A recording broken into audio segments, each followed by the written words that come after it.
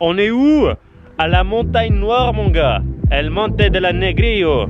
Hein? Bon, ça commence bien, ça commence par la descente. Parce que, avant la montée. Beau départ.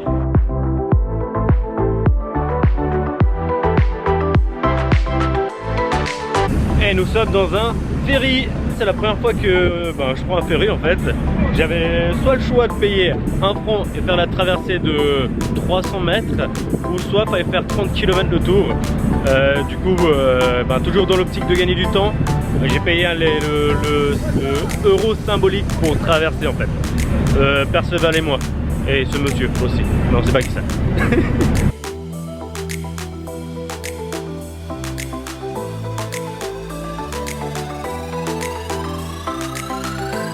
Et voilà, on quitte la ville de Budva, ici, là. Voilà, j'ai pris le bus. J'ai encore pris le bus une deuxième fois parce que il y a un col en fait de 1100 mètres à faire. Et mon dos, il est toujours pas remis, mais mon genou aussi. Ça va mieux, mais j'ai pas envie de le rechoquer en refaisant une pure montée, surtout très difficile. Hier, en arrivant à Budva, j'ai dû pousser le vélo. J'ai dû pousser le vélo parce que je pense que les normes de construction des routes, elles sont pas les mêmes en fait ici qu'en Suisse. J'y arrivais pas en fait. Même en danseuse, je donnais tout ce que j'avais, j'y arrivais pas. J'ai dût pousser le vélo encore avec la tête aussi au niveau du guidon. Les gens qui me voyaient me disaient mais t'es complètement con d'être passé par là. Il y avait certainement une autre route. Enfin bref, voilà, donc là on va arriver à la capitale de la Macédoine. Et ce soir j'aimerais être en Albanie parce qu'il y a le match de qualification de l'Euro, Turquie-Albanie. Et j'adorerais voir ce match dans un bar en fait, tout simplement avec des Albanais. Et essayer d'avoir une bonne ambiance.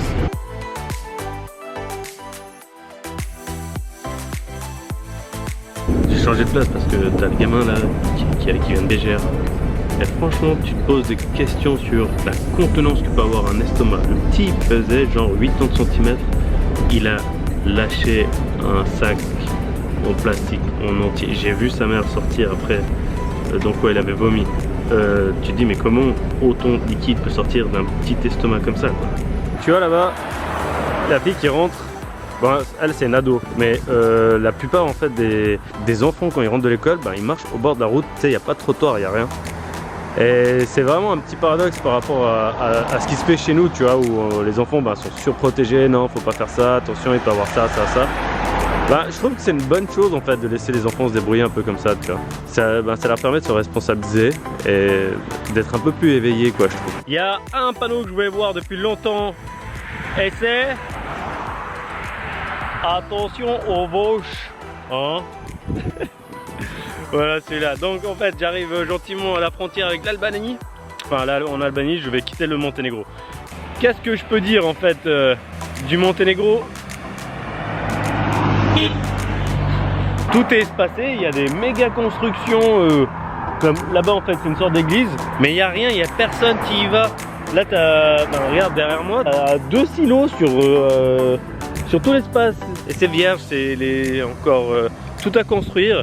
Je connais pas du tout l'histoire du Monténégro, donc si j'avais 2-3 informations je pourrais peut-être me faire quelques réflexions, mais je ne sais rien du tout. Tu vois, t'as un terrain de foot à l'abandon ici encore. Des trucs qui vont être construits. En fait, il y a tout plein de trucs qui est en construction, mais tu sais pas s'ils ont juste posé le matos pour ensuite entamer les travaux ou c'est à l'abandon en fait et qu'ils sont pas venus récupérer.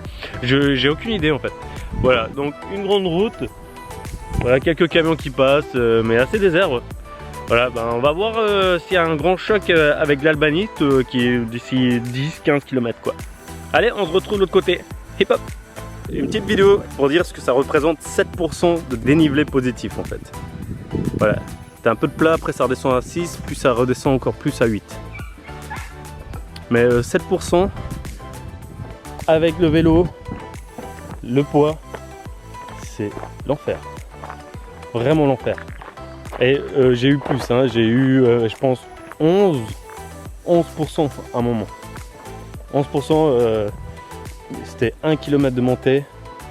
J'ai fait 4 pauses. J'ai fait 4 pauses pour faire ce kilomètre. Oh purée. Faites du crossfit, il disait. Oh, mais venez faire du vélo, mec.